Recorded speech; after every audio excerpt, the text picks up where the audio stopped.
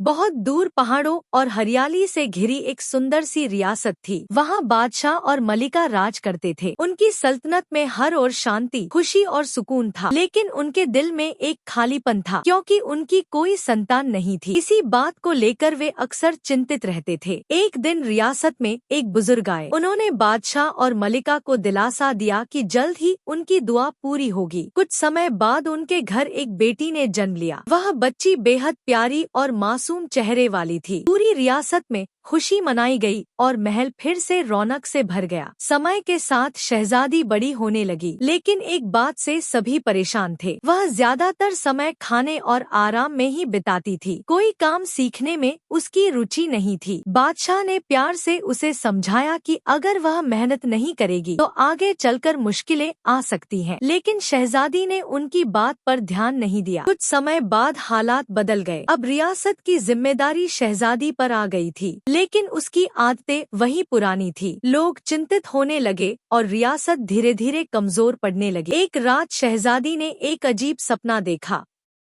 उसने खुद को मेहनती, मजबूत और जिम्मेदार रूप में देखा। सपने में वह रियासत का ध्यान रख रही थी और लोग उसका सम्मान कर रहे थे। यह सपना उसके दिल को छू गया। सुबह होते ही उसने खुद से वादा किया कि अब उसे बदलना होगा। उसने अभ्यास शुरू किया, शरीर को चुस्त रखने लगी, अनुशासन सीखा और लोगों की मदद करने लगी। धीरे धीरे उसकी आदतें और सोच दोनों बदलने लगी। रियासत के लोग हैरान थे। वही शहजादी, जो पहले आलसी थी, अब आत्मविश्वास से भरी और समझदार बन चुकी थी।